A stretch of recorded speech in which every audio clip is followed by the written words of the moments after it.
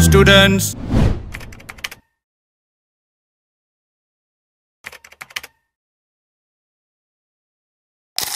नमस्कार. मी प्राध्यापक Ajit Devsale, Hirachand Nemchand college of commerce, Solapur. विद्यार्थी मित्रांनो, सर्वात महत्त्वाचं म्हणजे आज मी तुमच्यासमोर परीक्षेला सामोरी जाताना या विषयावरती बोलणार आहे. विद्यार्थी मित्रांनो, आपल्याला माहिती आहे 21 फेब्रुवारी 2024 पासून इयत्ता 12वीची परीक्षा सुरू होत आहे आणि 1 मार्च 2024 इयत्ता 10वीची परीक्षा सुरू होत आहे. आपल्याला माहिती आहे परीक्षा हा शब्द जरी ऐकला तरी आपल्या मनामध्ये एक प्रकारची भीती निर्माण होते आणि परीक्षेला सामोरे जाताना आपल्या मनामध्ये अनामिक दडपण निर्माण होतं. आपण वर्षभर खूप अभ्यास केलेला असतो, पण तरीही परीक्षा समोर आली की आपल्या समोर एक वेगळ्या प्रकारचं दडपण निर्माण होतं आणि भरपूर अभ्यास केलेला असताना देखील आपल्यामधला आत्मविश्वास कमी व्हायला लागतो. मग आता आपल्याजवळ जे काही शिल्लक दिवस आहेत, परीक्षेच्या या पूर्ण दिवसामध्ये आपली मानसिकता कशी असली पाहिजे, आपण अभ्यास कसा केला पाहिजे, आपण व्यायाम कोणता केला पाहिजे, आहार कोणता घेतला पाहिजे, या सगळ्या गोष्टीचं नियोजन जर आपण केलात, एक कौटुंबिक वातावरण आनंदी जर ठेवलात, तर राहिलेल्या या वेळेमध्ये देखील आपण अतिशय चांगल्या पद्धतीनं अभ्यास करून व्यवस्थित पद्धतीनं पेपर आपण सोडवून उत्तम असे मार्क आपण मिळवू शकतो. आता आपल्या हातामध्ये अतिशय कमी दिवस, म्हणजे बोटावर मोजणे इतके दिवस आपल्या हातामध्ये शिल्लक राहिलेले आहेत. अनेकांच्या मनामध्ये भीती निर्माण झालेली आहे, आता माझं व्हायचं काय. आणि म्हणून या काळामध्ये अनेक विद्यार्थ्यांची जी मानसिकता आहे ती मानसिकता खूप खचलेली असते, घाबरून जातात. आणि आपण पाहतो की अनेक विविध माध्यमातनं, मग प्रिंट मीडिया असेल, इलेक्ट्रॉनिक मीडिया असेल, याच्यामध्ये आता आपल्याला बातम्या वाचायला मिळतात, ऐकायला मिळतात की अनेक मुलांनी परीक्षेला घाबरून आपलं जीवन प्रवास संपवलेला आहे. मला सर्वात महत्त्वाचं विद्यार्थी मित्रांनो एक सांगायचं आहे की कोणतीही परीक्षा ही अंतिम परीक्षा नसते. कोणतीही परीक्षा ही आपली शेवटची परीक्षा नसते, कारण परीक्षा हे फक्त आपल्या किती पद्धतीने आपण अभ्यास केलेलो आहे, आपण किती गुण मिळवणार आहोत, याचे एक मूल्यमापन करण्याची ती एक पद्धत असते. आता परीक्षा म्हणून घाबरून न जाता कदाचित आपल्याला दुसरी एखादी संधी मिळू शकते, याच्यासाठी आपण प्रत्येक परीक्षेमध्ये घाबरून न जाता आपण काय केलं पाहिजे की आता या वेळेमध्ये आपली मानसिकता कशी ठेवली पाहिजे. मला तुम्हाला सांगावं लागेल की पहिल्यांदा सगळ्यात महत्त्वाचं सकारात्मक बुद्धी आपण ठेवा, पॉझिटिव्ह. आपण वर्षभर अभ्यास करतो आणि आपण वर्षभर अभ्यास करून आपण काय करतो की आता मी परीक्षेमध्ये लिहू शकतो का, मला लिहिता येईल का, मला पेपरमधले उत्तरं सोडवता येतील का, अशी एक मनामध्ये भीती निर्माण होते, मी आजारी तर पडणार नाही ना. जर आपण सुरुवातीपासूनच जर आपण असे नकारात्मक विचार करून जर परीक्षेला जर जायला लागलो तर नक्की आपण पेपरमध्ये व्यवस्थित लिहू शकत नाही. म्हणून सगळ्यात महत्त्वाचं, तुम्हाला येतंय, मी करू शकतो, माझा छान अभ्यास झालेला आहे आणि मी व्यवस्थित पद्धतीने पेपर लिहू शकतो, अशी एक सकारात्मक बुद्धी तुम्ही ठेवून जर परीक्षेला गेलात तर तुम्ही व्यवस्थित पेपर सोडवू शकता. एक उदाहरण मी तुम्हाला सांगतो. 2 मित्र असतात आणि ते 2 मित्र, एक डाव्या बाजूला उभा राहिलेला असतो आणि एक मित्र उजव्या बाजूला उभा राहिलेला असतो आणि दोघांच्या मध्ये खूप मोठा खड्डा असतो. उजव्या बाजूचा मित्र डाव्या बाजूच्या मित्राला म्हणतो की तू या खड्ड्यावरनं उडी मारून तू या बाजूला ये. डाव्या बाजूचा मित्र म्हणतो की नाही, मी उडी मारू शकत नाही, मी त्या खड्ड्यात पडेन. उजव्या बाजूचा मित्र म्हणतो की नाही, तू खड्ड्यात पडत नाहीयेस, तू मोठ्याने छान अशी उडी मारून इकडे ये. तो डाव्या बाजूचा विद्यार्थी म्हणतो की नाही मी खड्ड्यात पडेन, हुडी मारून ये, नाही मी खड्ड्यात पडेन. म्हणजे डाव्या बाजूच्या विद्यार्थ्यांच्या डोक्यामध्ये नकारात्मकता आहे की मी खड्ड्यात पडेन, आणि योगायोगाने तो हुडी मारतो आणि तो खड्ड्यात पडतो. हे कशामुळे झालं की आपण आपल्या डोक्यामध्ये काय ठेवलेलं आहे, नकारात्मक विचार ठेवलेला आहे. मग तुम्ही जर परीक्षेला जाताना जर नाही मी पेपर कसा सोडू शकतो, मला पेपर सोडवता येईल का नाही येईल, मला उत्तर सोडवता येईल का नाही, अशी भावना आपण मनामध्ये ठेवून जर तुम्ही परीक्षेला जर गेला तर नक्की तुम्हाला तशाच पद्धतीचे म्हणजे आपण जे विचार करतो ना तेच विचार परीक्षेमध्ये आपल्या मनामध्ये येतात. त्यामुळे सगळ्यात महत्त्वाचं आपल्याला काम करायचं आहे की आपण परीक्षेला जाताना सकारात्मक विचार करून आपल्याला परीक्षेला जायचं आहे, ही भावना आपण पहिल्यांदा मनामध्ये ठेवली पाहिजे. दुसरी सगळ्यात महत्त्वाची गोष्ट आहे ते म्हणजे पालकांची भूमिका खूप महत्त्वाची आहे याच्यामध्ये. अनेक पालक आपल्या मुलाची परीक्षा आहे का पालकाची परीक्षा आहे हेच लक्षात येत नाही, कारण त्या मुलापेक्षा अनेक पालक इतके सिरियस झालेले असतात. त्या पालकांकडे बघितल्यानंतर तो जो विद्यार्थी आहे तो विद्यार्थीच अर्धा निम्मा घाबरून जातो. पालकांनी या ठिकाणी मुलांवरती अधिक गुणाची अपेक्षा न करता, मला जे होता आलेलं नाही आहे, मी करू शकलो नाही आहे, तर आता त्या सगळ्या गोष्टी माझ्या मुलाने केलं पाहिजे, माझ्या मुलांकडनं त्या अपेक्षा पूर्ण झाल्या पाहिजेत. ही पहिल्यांदा मुलांकडनी जी अपेक्षा आहे ती अपेक्षा पहिल्यांदा कमी करा, आणि तुम्ही मुलांवरती मार्कांचं दडपण न टाकता, त्यांच्यावरती तुम्ही परीक्षेचं दडपण न टाकता त्याला हसत खेळत मोकळ्या वातावरणामध्ये परीक्षेला जाऊ द्या.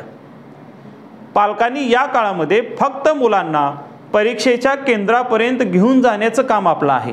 अनेक पालक तर मुलाच्या परीक्षेच्या वर्गामध्ये जाऊन त्याचा डेस्क नंबर, त्याचा रोल नंबर चेक करून त्याला डेस्कवरती बसवून मग परत येतात. म्हणजे याचा अर्थ काय होतो की आपल्या मुलांवर आपलाच विश्वास नाही आहे, त्याच्यामध्ये एक अशी भावना निर्माण होते की माझी रूम मला सापडत नाही आहे, माझा रोल नंबर मला सापडत नाही आहे. म्हणजे मुलगा तिथूनच एक नकारात्मक भावना सुरू करायला लागतं. फक्त पालकाची भूमिका काय आहे की वेळेला त्या केंद्रावरती त्याला नेऊन सोडवलं पाहिजे. ही सगळ्यात महत्त्वाची गोष्ट आहे. ही मानसिकता आपण जर ठेवली तर मुलगा व्यवस्थित पद्धतीनं परीक्षेला जाता तो एकदम सकारात्मक बुद्धीनं तो जाऊ शकतो. ह्या ज्या काही गोष्टी येतात सकारात्मक आणि आपण ज्याला नकारात्मक गोष्टी म्हणूया. आता मला थोडक्यात 2-3 गोष्टी अजून एक सांगायच्या आहेत की आता आपण परीक्षेला जातोय तर परीक्षेला जाताना नेमकं कोणती तयारी करायला पाहिजे. सगळ्यात महत्त्वाचं आहे की आपल्या परीक्षेचं टाइम टेबल जे आहे ते व्यवस्थित पद्धतीने तुम्ही पाहिलं पाहिजे. आता उद्या मी पेपरला जाणार आहे, कोणत्या विषयाचा पेपर आहे, त्याचा वेळ काय आहे, ह्या गोष्टी पहिल्यांदा आपण माहिती करून घेतलं पाहिजे. मग परीक्षेला जाताना आपल्याकडे कोणत्या गोष्टीची व्यवस्था केली पाहिजे, आपण काय तयारी करायला पाहिजे. तर सगळ्यात महत्त्वाचं आपल्याकडे हॉल तिकीट आहे का हे पहिल्यांदा चेक करून घ्या. त्याच्यानंतर आपल्याकडे 1 किंवा 2 पेन आपल्याकडे असले पाहिजेत आणि ते व्यवस्थित चालू असलेले पेन असले पाहिजेत. आणि मला इथं आणखी एक विद्यार्थ्यांना सांगावंसं वाटतं की आपण वर्षभर ज्या पेननी सराव केलेला आहे, वर्षभर ज्या पेननी आपण लिहिलेला आहे तोच पेन तुम्ही परीक्षेमध्ये वापरलं पाहिजे. अनेक विद्यार्थी काय करतात की या काळामध्ये मी परीक्षेला चालू आहे म्हणून विशेष अशी नवीन पेन घेतात आणि ती पेन परीक्षेमध्ये वापरतात. मग होतं काय की आपण वर्षभर उदाहरणामध्ये आपण वर्षभर 2 रुपयाची पेन वापरलेली असतो आणि मग आता मी परीक्षेला चालू आहे म्हणजे एक विशेष आनंद पोरांना असतो आणि मग एक अशी पेन वापरतो की आपण जे वर्षभर पेन वापरलेली नाही आहे आणि मग ते परीक्षेमध्ये लिहिताना म्हणजे छोट्या छोट्या गोष्टी असतात परीक्षेला जात असताना. की जसं एक उदाहरण तुम्हाला मी सांगतो की क्रिकेटर नेट प्रॅक्टिस करताना जी बॅट वापरत असतो तीच बॅट तो इंटरनॅशनल मॅच खेळत असताना देखील तीच बॅट तो वापरत असतो. असं नाही आहे की मी आता नेट प्रॅक्टिस करतोय त्यावेळेस जी बॅट वापरतोय ती बॅट वेगळी आणि क्रिकेट खेळत असतानाची बॅट वेगळी. म्हणजे आपण वर्षभर जी पेन वापरलेली आहे तीच पेन आपण परीक्षेमध्ये घेऊन जायचं आहे आणि 2-3 पेना आपल्याकडे त्या असल्या पाहिजेत. मग आपल्या सगळ्यात महत्त्वाचं आणखी की आपला पेपर किती वाजता आहे, तर उदाहरणामध्ये पेपर 11 वाजता आहे तर आपण पहिल्या दिवशी 1 तास अगोदर केंद्रावरती गेलं पाहिजे. आपल्याला काय होतं आता यावर्षीपासून बोर्डाने काही बदल परीक्षेमध्ये केलेले आहेत. आता कोणते बदल केलेले आहेत तर सरमिसळ पद्धत यावर्षी केलेली आहे. म्हणजे एका कॉलेजचा विद्यार्थी दुसऱ्या कॉलेजला, एका शाळेचा विद्यार्थी दुसऱ्या शाळेला परीक्षेला तो जाणार आहे. आपण 2 वर्ष असेल किंवा पहिलीपासून 10वीपर्यंत असेल आपण एका शाळेमध्ये शिक्षण घेतलेलं असतो, आपल्याला तिथलं वातावरण माहिती असतं, तिथले शिक्षक आपल्याला माहिती असतात. पण या वर्षीपासून कॉपीमुक्त परीक्षा व्हावी हा उद्देश डोळ्यापुढे ठेवून बोर्डाने काय केलेला आहे की सरमिसळ अशा पद्धतीनं विद्यार्थ्यांची बैठक व्यवस्था यावर्षी केलेली आहे. आणि मग आता नवीन शाळेमध्ये आपला नंबर येतो, मग आपल्याला एकदम ती शाळा माहिती नसते, तिथलं वातावरण आपल्याला माहिती नसतं आणि म्हणून मुलांनी यावर्षी परीक्षा केंद्रावरती 1 तास अगोदर जर गेलात तर आपल्याला शाळा माहिती होईल, आपली जी बैठक क्रमांक आहे, आपला जो क्लास आहे ते आपल्याला माहिती होईल. म्हणजे आपण 1 तास अगोदर गेल्यानंतर आपली जी धावपळ होणार आहे ती धावपळ होऊ शकत नाही. कारण होतं काय की आपल्याला नेहमी आपली शाळा माहिती असते, आपलं कॉलेज आपल्याला माहिती असतं आणि म्हणून आपण नेहमीच्या टायमाला आपण घरातून बाहेर पडतो. तसं न करता पहिल्या दिवशी आपण 1 तास अगोदर जर केलात तर आपल्यामध्ये एक वेगळ्या पद्धतीचं भीती जी आहे ती भीती कमी होईल आणि वेळेवर तुम्ही महाविद्यालयामध्ये किंवा शाळेमध्ये पोहोचाल आणि तुम्हाला तुमची बैठक व्यवस्था लगेच लक्षात येईल. आता आणखी एक दुसरी सर्वात महत्त्वाची, मी आता तुम्हाला सांगितल्या पद्धतीने आता परीक्षेला चालू आहे म्हटलं की अनेक विद्यार्थी काय करत असतात की एकदम ठेवणीतले नवीन कपडे परिधान करतात की जे आपण जसं काय एखाद्या आपण सांस्कृतिक कार्यक्रमाला चाललेलो आहे, कुठल्या तरी विवाह समारंभाला चाललेलो आहे अशा तयारीने जातात. बघा छोट्या छोट्या गोष्टी आपल्या परीक्षेवर लिखाणावरती परिणाम करत असतात. आपण अशा पद्धतीचे कपडे परिधान केलं पाहिजे की 3 तास आपण एका जागेवरती बसून पेपर लिहिणार असतो की जे कपडे आपल्या अंगातले आपल्याला अशा पद्धतीने असले पाहिजेत की आपल्याला ते व्यवस्थित पद्धतीने अंगामध्ये बसले तर पाहिजेच, पण बसल्यानंतर आपल्याला ते फिट होता कामा नये, आपल्याला सतत त्याच्याने काहीतरी त्रास होणार नाही, जेणेकरून आपण लिहित असताना आपलं लक्ष त्या कपड्याकडे जात असतं. आणि म्हणून एकदम असे ढिले लूज कपडे जेणेकरून आपल्याला आपल्या आरोग्यासाठी देखील उपयोगाला पडतं आणि परीक्षेमध्ये आपलं मन विचलित होणार नाही अशा पद्धतीनं आपण कपडे देखील परिधान केले पाहिजेत की जेणेकरून आपल्याला परीक्षेमध्ये 3 तास एका जागेवरती बसून आपल्याला ते पेपर लिहायचं असतं. हा एक मला सर्वात महत्त्वाचं. कारण होतं काय, अनेक मुलं नवीन असे अतिशय फिट कपडे परिधान करून मुलं परीक्षेला जातात आणि मग होतं काय की अनेक वेळेस ते पेपर लिहित असताना त्या मुलांना त्या कपड्यांचा त्याला त्रास होतो आणि हकनाक त्या कपड्याकडे त्याचं लक्ष जातं आणि पेपर लिहिताना त्याचं दुर्लक्ष होतं. तर ह्याही छोट्या छोट्या गोष्टी आहेत, तेही तुम्ही त्याचं पालन केलं पाहिजे. परीक्षेला जात असताना आपण आहार जे घेत असतो तो व्यवस्थित ताजा आणि तेलकट तिखट असता कामा नये. कारण आपण साधा आणि तेलकट आणि तिखट असलेला आहार जर न घेतला तर होतं काय की आपलं जे व्यवस्थित तब्येत आहे, आपलं जे पोट आहे ते व्यवस्थित राहू शकतं आणि आपल्याला 3 तास कसल्याही पद्धतीची अडचण निर्माण होणार नाही ह्याची काळजी घेतली पाहिजे. फक्त पेपर दिवशीच मी म्हणत नाही आहे की तुम्ही पूर्ण परीक्षा संपेपर्यंत या काळामध्ये आहार हे व्यवस्थित पद्धतीनं ताजा आणि व्यवस्थित फळं घेतलं पाहिजेत. आणि या काळामध्ये आणखी गोष्ट काय होते की अनेक मुलं रात्रभर जागरण करून परीक्षेसाठी तयारी करत असतात. मग काही मुलं तर पूर्ण रात्र बसून अभ्यास करत असतात आणि मग दुसऱ्या दिवशी परीक्षा केंद्रावरती गेल्यानंतर पेपर लिहित असताना मग कदाचित त्याला आरोग्य साथ देणार नाही. मग त्यावेळेस त्याच्या डोळ्यावरती झोप येऊ शकते, कदाचित झोप पूर्ण झाली नाही म्हणून चक्कर येऊ शकते, कदाचित उलट्या देखील येऊ शकतात. अशा अनेक आरोग्याची अडचणी निर्माण होतात आणि मग परीक्षेच्या काळामध्ये एवढं वर्षभर आपण कष्ट केलेलं असतं आणि मग ऐन परीक्षा काळामध्ये आपण जागरण केल्यामुळे आपल्याला आरोग्याच्या अडचणी निर्माण होऊ शकतात. म्हणून मला तुम्हाला सांगायचं आहे की आपण वर्षभर अभ्यास केलेला आहेच, आपला खूप अभ्यास झालेला आहे. फक्त या परीक्षा काळामध्ये चांगल्या पद्धतीनं 7 ते 8 तास व्यवस्थित झोप जर झाली तर पुढच्या दिवशी परीक्षेच्या दिवशी आपल्याला आरोग्याच्या कोणत्याही अडचणी निर्माण होणार नाहीत. त्यामुळे आपण या काळामध्ये व्यवस्थित पद्धतीने आपली झोप झाली पाहिजे. अनेक विद्यार्थी झोप न घेत असल्यामुळे आम्हाला असे अनेक अनुभव आलेले आहेत परीक्षा केंद्रांवरती की अचानक मुलांना चक्कर यायला लागते आणि मग आम्हाला लक्षात येतं की या मुलांनी जेवण केलेलं नाही आहे, या मुलाची व्यवस्थित झोप झालेली नाही आहे आणि मग परीक्षेच्या वेळी परीक्षेच्या टायमाला मग अचानक ह्या मुलांना चक्कर येते आणि ते कोसळून खाली पडतात.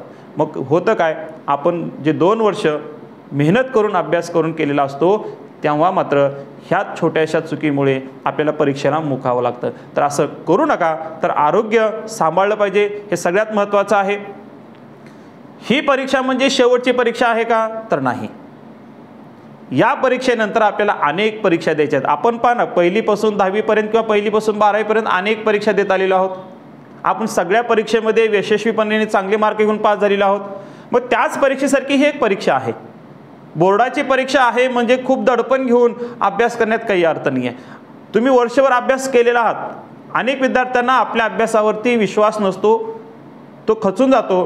पण मला तुम्हाला इथं सांगायचं आहे की जेव्हा तुम्ही पेपर सोडवायला जाता व्यवस्थित पद्धतीने पेपर वाचा आणि तुम्हाला सगळ्या प्रश्नाची उत्तरं येतात. आणि मला उत्तरं येतात, मी सोडवू शकतो कारण माझे चांगल्या पद्धतीनं अभ्यास झालेला आहे, अशी भावना जर ठेवून तुम्ही परीक्षेला जर बसलात तर तुम्ही व्यवस्थित पद्धतीनं पेपर सोडवू शकता. आता तुम्ही पेपरमध्ये बसला आहात, तुमच्या हातामध्ये आता प्रश्नपत्रिका येऊन पडलेली आहे. तर आता काय करायचं आहे तुम्हाला? तर सगळ्यात महत्त्वाचं, यावर्षी बोर्डाने पुन्हा विद्यार्थ्यांचा विचार करून 10 मिनिट वेळ वाढवून दिलेला आहे. समजा सकाळचा पेपर असेल 11 ते 2 न होता आता ते 11 ते 2:10 असं पेपरचा वेळ आहे. मग तुम्हाला 10 मिनिटाचा वेळ वाढवून दिलेला आहे. तुम्हाला सकाळी ज्यावेळेस पेपर हातामध्ये पडतो, प्रश्नपत्रिका तुमच्या हातामध्ये पडते, त्यावेळेस अगोदर तुम्ही पूर्ण प्रश्नपत्रिका एकदा पहिल्या प्रश्नापासून शेवटच्या प्रश्नापर्यंत तुम्ही वाचलं पाहिजे. आता वाचत असतानाच आपल्या मनामध्ये, आपल्या डोक्यामध्ये मला नेमकं कोणत्या प्रश्नाचं उत्तर सोडवता येतं त्याच्यावरती थोडीशी तुम्ही टिक करून ठेवा. आपल्याला ज्या पद्धतीचे प्रश्न सोडवता येतात, जे प्रश्न आपल्याला सोडवता येतात, त्या पहिल्यांदा प्रश्नाला तुम्ही प्राधान्य दिलं पाहिजे. मग व्यवस्थित पद्धतीनं संपूर्ण प्रश्नपत्रिका वाचन झाल्यानंतर आता मी प्रश्न क्रमांक 1 सोडवणार आहे. आता प्रश्न क्रमांक 1 सोडवत असताना त्याच्यामध्ये उदाहरणामध्ये समजा एकूण 4 प्रश्न दिलेले आहेत आणि त्या 4 प्रश्नांपैकी मला 2 प्रश्न सोडवायचे आहेत.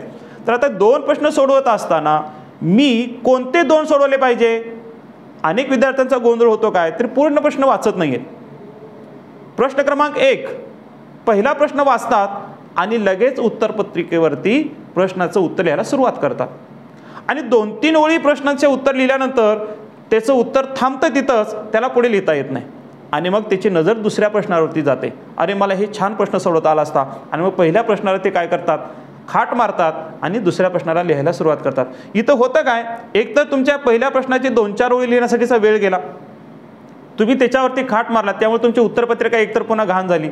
असं न करता त्या 2 प्रश्नांपैकी किंवा त्या 4 प्रश्नांपैकी तुम्हाला किती प्रश्न लिहायला सांगितलेले आहेत? 1 सांगितले असेल तर कोणता 1 लिहायचा आहे, 2 सांगितलेले असतील तर कोणते 2 प्रश्न लिहायचे आहेत, याची पहिल्यांदा मनामध्ये तयारी करा. पहिल्या मनामध्ये त्या प्रश्नाचे उत्तर, तिचे मुद्दे आपण पहिल्या मनामध्ये ठरवा आणि मग तुम्ही ते उत्तरपत्रिकेवरती लिहायला सुरुवात करा. त्याच्यामुळे होतं काय की मग आपली उत्तर याच्यामध्ये 2 मिनिट वेळ गेलेला आपल्याला चालेल, पण 2-3 प्रश्न अर्धवट लिहून पुन्हा नवीन प्रश्न लिहायला जर गेला तर तुमचा बराचसा वेळ त्याच्यामध्ये जातो. त्यामुळे आपण उत्तरपत्रिका सोडवत असताना कोणता प्रश्न मला सोडवायचा आहे, मला कोणत्या प्रश्नाला मी न्याय देऊ शकतो आणि माझी कोणत्या प्रश्नाची चांगली तयारी झालेली आहे, याच्यावरती तुम्ही पहिल्यांदा काय केलं पाहिजे, फोकस टाकला पाहिजे आणि तुम्ही त्याच्या पद्धतीने उत्तर लिहिलं पाहिजे. आणखी एक महत्त्वाचा प्रश्न असा आहे की उत्तरपत्रिकेमध्ये प्रत्येक प्रश्नाचं जे उत्तर आहे, नवीन प्रश्न हे नवीन पेजवरती लिहिलं पाहिजे. प्रत्येक प्रश्न हा नवीन पेजवरती लिहिला पाहिजे. त्यामुळे होतं काय की उत्तरपत्रिका तपासत असताना त्या शिक्षकांना देखील तो प्रश्न व्यवस्थित पद्धतीने त्यांना सोडवता येऊ शकतात. अनेक विद्यार्थी काय करत असतात की अर्धे प्रश्न अर्ध्या एकेका पेजवरती लिहित असतात आणि मग त्याच्यामुळं त्या परीक्षकांचा गोंधळ होतो की कोणता प्रश्न कोणतं उत्तर हे कळत नाही. त्यामुळे विद्यार्थ्यांनी प्रश्न सोडवत असताना नवीन प्रश्न हे नवीन पेजवरती लिहायला जर सुरू केलात तर ते योग्य होतं आणि परीक्षकाला देखील ते तपासताना अतिशय व्यवस्थित पद्धतीने ते तपासून मार्क देऊ शकत असतात. त्यामुळे आपण मग आता याच्यामध्ये आपल्या जर प्रश्नपत्रिका सोडवत असताना कोणत्या प्रश्नाला किती वेळ दिला पाहिजे ते टाइम टेबल आपण ठरवलं पाहिजे की मला 4 मार्काचा प्रश्न आहे, 10 मार्काचा प्रश्न आहे, 15 मार्काचा प्रश्न आहे, कोणत्या प्रश्नाला किती वेळ दिला पाहिजे हे आपण घरी अभ्यास करत असताना पहिल्यांदाच त्याची आपण टाइम टेबल तयार केलं पाहिजे की मला किती मार्काच्या प्रश्नाला किती वेळ द्यायचा आहे, किती पेजेस मला उत्तरे लिहायची आहेत, याचा विचार करून जर आपण गेलात तर आपल्या परीक्षेमध्ये गोंधळ होणार नाही आणि आपल्याला जो 3 तास मिळालेला आहे त्या 3 तासाचे व्यवस्थित पद्धतीने आपल्याला काय करता येऊ शकतं, टाइम टेबल करता येऊ शकतं. म्हणजे एखाद्या प्रश्नाला अधिक वेळ दिला आणि मग आपलं होतं काय की मग दुसऱ्या प्रश्नाला कमी वेळ दिलं, मग आपलं टाइम टेबल थोडंसं काय व्हायला लागतं, बिघडायला लागतं आणि मग आपली मानसिकता बिघडायला लागते आणि मग उत्तरं येत असताना देखील आपण त्याच्यापासून पळवाटा काढायला लागतो आणि मग आपलं संपूर्ण टाइम टेबल बिघडतं. तर असं न करता प्रत्येक विषयाचे प्रश्न सोडवत असताना कोणत्या मार्काला, कोणत्या प्रश्नपत्रिकेला, कोणत्या विषयाला मला किती वेळ द्यायचा आहे, कोणत्या प्रश्नाला किती वेळ द्यायचा आहे, ह्याचं जर तुम्ही टाइम टेबल जर केलात तर अतिशय चांगल्या पद्धतीने तुम्हाला पेपर लिहिता येऊ शकतं. आणि शेवटी महत्त्वाचं मला सांगावं असं वाटतं की आता या परीक्षेच्या काळामध्ये कोणता विषय मला कठीण जातोय, कोणता विषय मला सोपा जातोय, त्यानुसार तुम्ही सिक्वेन्सली तुम्ही अभ्यास करायला सुरुवात करा. अगोदर मला कुठल्या विषयाचा अभ्यास करायला पाहिजे, आता मला कोणत्या विषय अवघड चाललेला आहे, कोणता विषय मला सोपा आहे, याच्यानुसार तुम्ही काठिण्य पातळी आणि सोपी पातळी तुम्ही विचार करून त्याचा अभ्यास तुम्ही केला पाहिजे. तेव्हा मला असं वाटतं की तुम्ही अतिशय सुंदर पद्धतीने अभ्यास केलेला आहात. कारण अनेक परीक्षा तुम्ही सोडवत आलेला आहात, दिलेला आहात. एखादी बोर्डाची परीक्षा आहे म्हणून मी घाबरून जातो असं न करता, समजा या काळामध्ये देखील आपल्याकडनं जरी काही चूक झाली असेल तर ही शेवटची परीक्षा न समजता, हीच माझी अंतिम परीक्षा आहे असं न समजता, कदाचित तुम्हाला एखादी दुसरी संधी चांगल्या पद्धतीने मिळू शकते आणि त्या संधीचं तुम्ही सोनं करू शकता. त्यामुळे मला विद्यार्थ्यांना इथे असं सुचवायचं आहे की आता जे आपल्याकडे जो वेळ आहे, आता हातामध्ये राहिलेले जे शिल्लक वेळ आहे, त्या वेळेनुसार जर तुम्ही व्यवस्थित टाइम टेबल जर करून तुम्ही अभ्यासाचं नियोजन जर केलात तर व्यवस्थित पद्धतीनं तुम्हाला परीक्षेला सामोरे जाता येऊ शकतं. असे अनेक मोठे मोठे व्यक्ती आहेत की जे नापास झालेले आहेत पण ते अतिशय मोठ्या पदावरती जाऊन पोहोचलेले आहेत. सचिन तेंडुलकरांसारखं उदाहरण घेता येईल आपल्याला की तुम्हाला माहिती आहे की सचिन तेंडुलकर देखील त्यांच्या बोर्डाच्या परीक्षेमध्ये ते नापास झालेले होते, पण अतिशय चांगल्या पद्धतीने त्यांनी आपल्या आवडत्या क्षेत्रामध्ये करिअर करून आज ते भारतरत्न झालेले आहेत. म्हणजे परीक्षा नापास होणं म्हणजे आपलं सगळ्याच गोष्टी संपल्या असं नसतं. कदाचित जसा वाघ पुढे झेप घेण्यासाठी 2 पावलं पाठीमागे येतो, कदाचित आपल्याला देखील पुढे झेप घेण्यासाठी पाठीमागं 1 पाऊल घ्यावं लागेल आणि अशा पद्धतीनं यश प्राप्त करता येऊ शकतं. परीक्षेचं दडपण न घेता आनंदाने हसत खेळत तुम्ही परीक्षेला जर गेलात तर तुम्ही छानपैकी पेपर सोडवू शकता. आणि पालकांना देखील विनंती आहे की आपल्या घरातलं जे वातावरण आहे ते आनंदी ठेवा. मुलांवरती आपल्या अपेक्षेचं ओझं त्यांच्यावरती टाकू नका. मुलांना त्यांच्या मनासारखं मोकळेपणाने त्यांना पेपरला जाऊ द्या, त्यांना परीक्षेमध्ये पेपर सोडू द्या. तुम्ही कुठल्याही पद्धतीचं बंधन त्यांच्यावरती टाकू नका. पेपर सोडवून आल्यानंतर कोणता प्रश्न कसा सोडवलात हेही विचारायच्या भानगडीत पडू नका. परीक्षा त्यांना व्यवस्थित पद्धतीने देऊ द्या. तो अतिशय हुशार आहे, आपला मुलगा हुशारच आहे आणि तो छान पेपर सोडू शकतो अशी त्यांच्या मनामध्ये एक आत्मविश्वास निर्माण करा. तुम्ही पहा, ज्यावेळेस त्याचा रिझल्ट येईल नक्की तुम्हाला नक्की त्याचा रिझल्ट दिसेल की नाही आहे माझ्या मुलावरती मी आत्मविश्वास टाकत नव्हतो, त्याला मी नकारात्मक गोष्टीकडून मी बघत होतो, पण नाही आहे तुमचा मुलगा हा अतिशय हुशारच आहे आणि तो चांगल्या पद्धतीने मार्क घेणार आहे आणि नक्की तो परीक्षेमध्ये चांगल्या पद्धतीने मार्क घेऊन यश प्राप्त करेल असं तुम्ही त्याच्या मनामध्ये भावना निर्माण करा. म्हणजे पहा, मग तो नक्की यशस्वी होईल. मला वाटतं या सगळ्या गोष्टीचा विचार करून जर तुम्ही परीक्षेला जर सामोरे जर गेलात तर नक्कीच तुम्ही, मला वाटतं या परीक्षेला तुम्ही चांगल्या पद्धतीने सामोरे जाल आणि यशस्वी होतात असं मला वाटतं. मला वाटतं या मार्गदर्शनाचा आपल्याला नक्की फायदा होऊ शकतो आणि या मार्गदर्शनानुसार तुम्ही जर गेलात तर नक्की तुम्हाला यश प्राप्त होईल असं मला वाटतं. मला लोकप्रधान न्यूज चॅनल यांनी मुलांना मार्गदर्शन करण्याची मला जी संधी दिली ते लोकप्रधान चॅनलचे पत्रकार अकबर यांची मनापासून आभार मानतो आणि माझ्या या विचारांना इथं विराम देतो. धन्यवाद.